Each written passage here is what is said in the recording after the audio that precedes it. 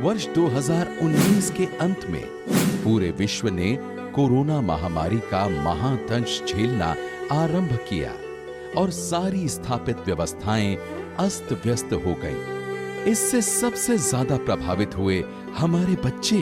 पूरे देश की तरह हमारे राज्य में भी घरों में कैद बच्चों के शिक्षण का सवाल यक्ष प्रश्न बनकर आ खड़ा हुआ कि महामारी के दौर में घर में बच्चों की पढ़ाई को बाधित होने से कैसे रोका जाए।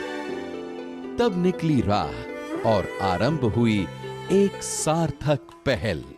बेशक बच्चे घरों में बंद थे, लेकिन तकनीक की दी हुई एक नायाब चीज प्रायः हर घर में मौजूद थी, और वो चीज थी स्मार्ट मोबाइल फोन। सभी तो नहीं, परंतु अधिकांश बच्चों को इसकी उपयोग की जानकारी अवश्य थी।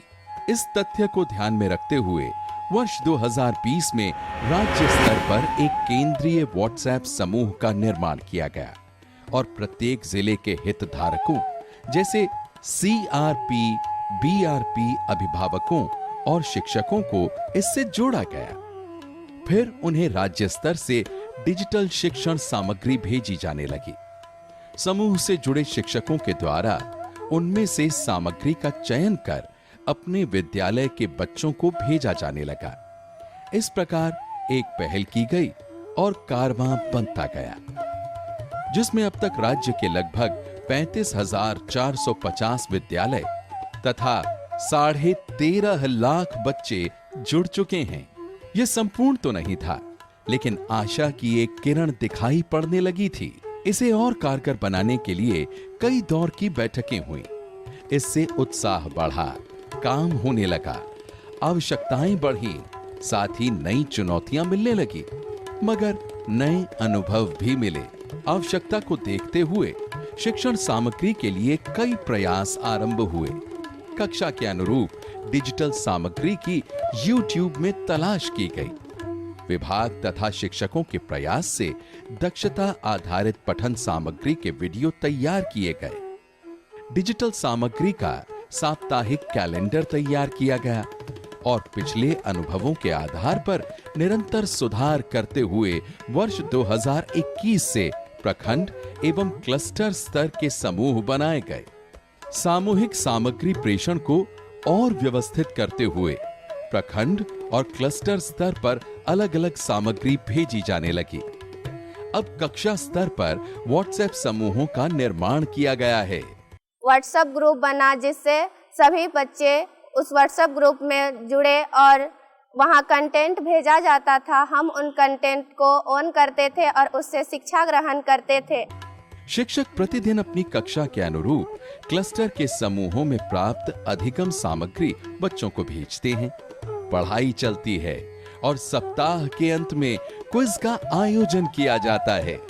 निरंतर इन सभी कार्यों का अनुश्रवण और अनुसमर्थन होता है। इन सारे प्रयासों में प्राप्त सफलता का सारा श्रेय जाता है उन सार्थक प्रयासों को, जिनके अंतर्गत अभिभावकों को अपने बच्चों को स्मार्टफोन उपलब्ध कराने हेतु जागरूक किया गया तथा शिक्षकों को डिजिटल माध्यमों का उपयोग करने हेतु प्रशिक्षित किया गया। एक ओर ऑनलाइन क्लासेस होने लगी, तो दूसरी ओर वीडियो कॉन्फ्रेंसिंग तथा वेबिनार भी शुरू किए गए। इसके फलस्वरूप अब DG7 का द्वितीय चरण प्रभावी रूप से संचालित है। डिजिटल माध्यम के साथ ही साथ वैसे बच्चों के शिक्षण का प्रयास भी आरंभ किया गया जो मोबाइल फोन से जुड़ने में सक्षम नहीं हैं। इसके लिए दूरदर्शन में हमारा दूरदर्शन, हमारा विद्यालय कार्यक्रम प्रसारित किया जा रहा है। स्कूलों के माध्यम से हमें ऑनलाइन पढ़ाना शुरू हुआ।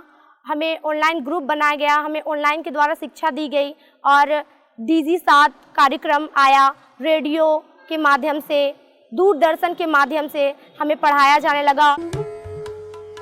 3 घंटे के इस कार्यक्रम को अलग अलग आयु वर्ग के बच्चों के हिसाब से कई खंडों में बांटकर पूरे सप्ताह के कार्यक्रम की समीक्षा करते हुए प्रसारित किया जाता है।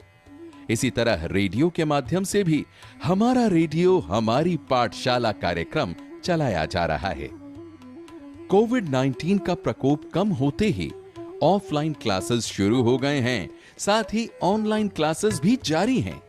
चुनौतियों के बावजूद इन सार्थक प्रयासों से बच्चों की कक्षाएं चल रही हैं। उन्हें उनके घरों तक पाठ्य सामग्री, अभ्यास पुस्तिका एवं मध्याह्न भोजन भेजे जा रहे हैं और अभिभावकों में संतोष का भाव दिखने लगा है।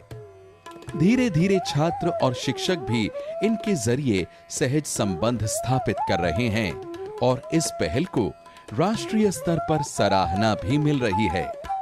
यह कहना अनुचित नहीं होगा कि इस आपदा ने हमें एक नई सोच और समझ दी है, जिसके आधार पर हम गर्व से कह सकेंगे, कल हमारा है।